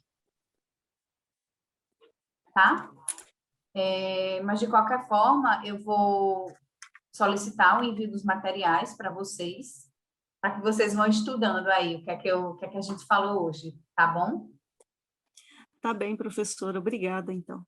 Bom De descanso. nada, Tânia. Ficou alguma dúvida, gente? Não, tá tranquilo. A senhora vai mandar o PDF, né? Isso. E vou mandar os outros arquivos também para vocês, tá bom? Tá. Aquele manual, professora, que você citou no início da aula, Sim. é o manual de estilo acadêmico, né? Da Eu tenho UPA aqui, lá, isso. que é da eu tenho ele Lídia aqui. Maria, né? Lídia Maria Enert, o nome dela, e Sônia Chagas Vieira. Isso, exatamente. Sexta edição. E Eu acho que a 2013. sexta edição, revista e ampliada, eu acho que é mais recente, viu, Tânia? Eu acho que é de 2019, se eu não me engano. Poderia ser, porque teve alteração em 2018, né? Inclui normas publicadas até dezembro de 2018. Então, Mas a tem edição é a sexta mesmo? eu vou abrir aqui, essa aqui que você conseguiu achar. Exato. Pronto, Exato. sexta edição, exatamente, Nídia e Sônia. Isso, a capa vermelha, E exatamente. aí, lá embaixo, aqui, ó, cadê? Aqui tem sexta edição, aí tem revista e ampliada. Eu não sei se existe uma sexta edição sem ser revista e ampliada, entendeu? É, revista Então, ampliada, realmente está aqui. então Tá pronto, aqui. inclui normas da Publicados até ABNT. dezembro. Uhum. Isso. Então, gente, isso aqui foi um grande alívio na hora de escrever a minha tese, porque aqui embaixo, várias listas, no sumário, tem tudo isso que eu falei hoje, né? Toda essa parte de estrutura de trabalho, parte interna, elementos pré-textuais, textuais, tem também nota de rodapé, né? Como é que você usa, citação em documentos. E aí, além desse material aqui que eu vou enviar para vocês, eu vou mandar esses outros. Acho que não vai... Esse share screen é o UOL. Mas, enfim, vamos aqui. Só para finalizar. Eu vou mandar aqui, são vários materiais que eu separei. Então, tem essa primeira que eu cliquei aqui, referências, né, de 2018, é a mais atualizada. Então, vocês vão ver, quando vocês abrirem esse arquivo, exatamente isso aqui, ó. Lembra que eu falei que tinha lá os arquivos de cada uma das normas que são publicados pela ABNT? São esses arquivos aqui. Mas, assim, são muitos. Tem um arquivo só para referência, tem um arquivo só para citação, tem um arquivo que vai falar da, sei lá, enumeração dos tópicos utilizados nos trabalhos. Então, assim, eu gosto de recorrer a eles, vez ou outra. Como eu falei, esse aqui, ó, foi publicado em finalzinho de 2018, então, às vezes, a ABNT também atualiza uma norma ou outra, a gente tem que ficar ligada, né, o que é que está mudando. Então, por isso que eu gosto de pegar esses manuais, que meio que dão uma revisão geral. Então, esses arquivos, ó, eles têm tudo. Olha só, referências normativas, elementos de referências. Você quer citar uma monografia, você vai aqui, monografia no todo. Aí ele vai dizer, inclui tal, tal, tal. Aí tem os exemplos, ó. Exemplo aqui, primeiro, de monografia. Isso aqui eu acho que virou até Aqui ele coloca, inclui livro e trabalho acadêmico, tese, tal, tal, tal. Esse aqui, no caso, é um livro, né, que usa exatamente aquele modelinho que eu tinha mostrado para vocês. Então, assim, eles vão mostrando exatamente, e é isso que eu faço, sabe? Eu vou nessas referências, e copio isso aqui, colo lá na minha lista e substituo os elementos.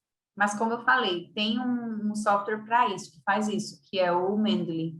Eu não sei exatamente como usa, mas ele já automatiza boa parte disso aqui. Então, eu até aconselho vocês a buscarem mais informações sobre esse software, porque eu acho que facilita a vida de vocês. Né? Não usei, não facilitou a minha, mas com certeza, se eu soubesse como usar, eu teria usado. Né? Porque essa parte final aí do trabalho, de listar todas as referências, é um saco. Se você deixar tudo para o final, que foi o que eu fiz mais ou menos, né? Péssima dica. Então, na próxima semana eu dou outras dicas para facilitar o trabalho de vocês, tá bom? Esse é outro, Tânia, que você colocou? Não conheço. O pessoal do IDP indica Sim. muito esse Zotero, diz que ele é bem mais tranquilo para usar, que o Mendeley trava muito, sabe? Aí o pessoal deu dica desse Zotero. A maioria dos professores só falam dele, Zotero. E esse Zotero tem no YouTube, eles têm um canal que chama Planeta Zotero. Aí lá o cara disponibiliza um curso, tipo assim, umas 5 aulas de como usar, desde como baixar, até você colocar, puxar tudo de dentro do seu computador, fazer pesquisa nas bases para descer os arquivos. É muito legal. E ele disponibiliza no blog. Ele disponibiliza no blog dele um PDF, que se a pessoa não quiser assistir o vídeo, ele tem um PDF inteiro de como usar o manual escrito. que é legal perfeito. também. Então, melhor ainda. Ótima dica, Tânia. Obrigada. Eu vou até anotar aqui para incluir lá nos próximos slides, para vocês já receberem com esse nome aqui atualizado. Eu vou escrever aqui o Brigadão. nome. Imagina, eu vou escrever o nome do YouTube dele aqui. Perfeito. Então, coloca aqui, que eu coloco lá na apresentação para vocês. E é isso, gente. Ficou alguma dúvida de hoje? Não, professora, muito obrigada pela aula. Perfeito, então. E aí a gente se encontra na próxima quarta com essas dicas mais práticas, né, de organização e com os exercícios, tá? Então, a gente faz uma breve revisão, assim, de 10 minutinhos na próxima aula, para que vocês relembrem algumas coisas, mas se puderem, vão dando uma olhada nos trabalhos mesmo científicos, em artigo e alguma coisa assim, na apresentação que eu vou mandar, né, porque vai ajudando a deixar a memória fresquinha, tá bom? E aí a gente faz a parte prática na próxima aula. Tchau, gente. Muito, muito obrigada. E até quarta-feira. Boa semana para vocês.